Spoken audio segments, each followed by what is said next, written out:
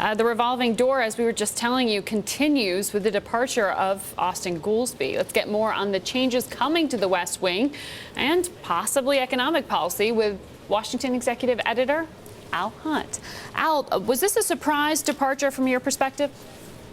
Yeah, a little bit, although some people said that Austan had been talking about the tenure issue at the University of Chicago for a while, but he just took the job, about a year ago, and I thought he'd probably serve through the first administration, so I was a bit surprised.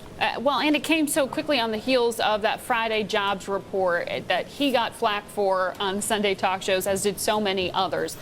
Are we looking at a causal linkage here? I'm not sure of that, Margaret, but it does underscore how tough it is to be a top economic official in this economy. This is the worst economy probably since the Great Depression. The unemployment rate has remained persistently high. There was some optimism 3 or 4 months ago. It's beginning to look like a Prague Spring, and it's not an easy job. To defend this administration. Strike that. It's not an easy job to defend this economy, particularly if you are a Democrat that wants to get things moving. Yeah, well, as Juliana Goldman was describing, Austan Goolsbee was known for being quick on his feet, being quite witty. I mean, but as an economic advisor, what do you think his legacy will be to this administration? Well, I think he's been in sync with this administration's policies in general all along. Don't forget, he was an Obama advisor during the early stages of the campaign, one of the very first economists to come in.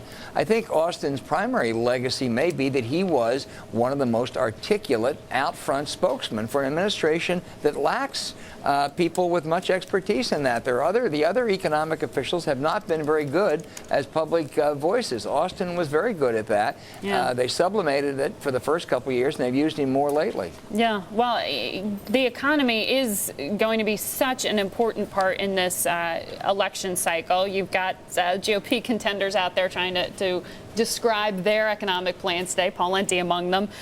But when you look at this latest Washington Post poll, it shows that the president has lost the Osama bounce. The focus once again, the scrutiny, is on lack of jobs and the economy.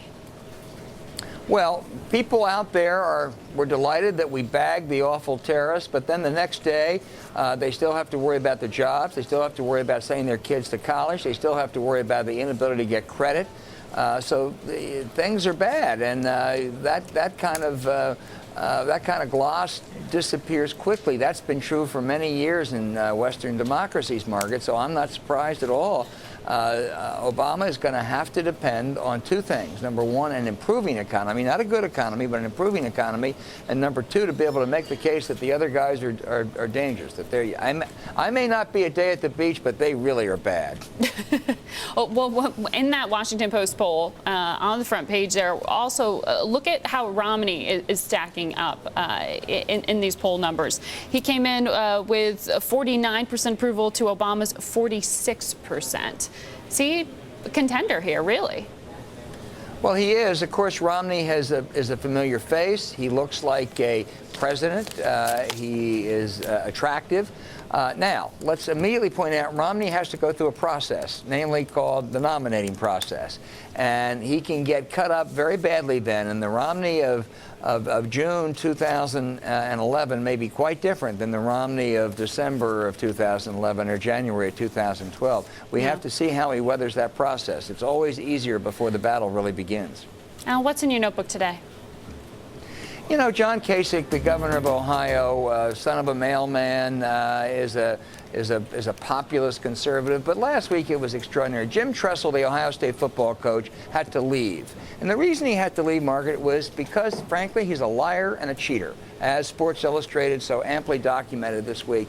And as he was leaving, John Kasich, the governor, said, "I really regret that Jim Tressel is leaving because he's a good guy." No, Governor Kasich, he's not a good guy. He's a guy who was rich and powerful and successful as a football coach, but he did bad things. And I wish politicians wouldn't celebrate people like that.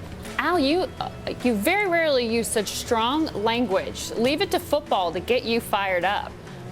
Well, that Sports Illustrated piece really is an eye-opener, really... and I think that I love sports, as you do, Margaret, but I think it ought to be played fairly and honestly, and I think those who cheat ought to be called out for it. in the interest of fair play. All right, Al Hunt. They never cheated Virginia, I will quickly say. Very serious about the honor code there. Anyhow.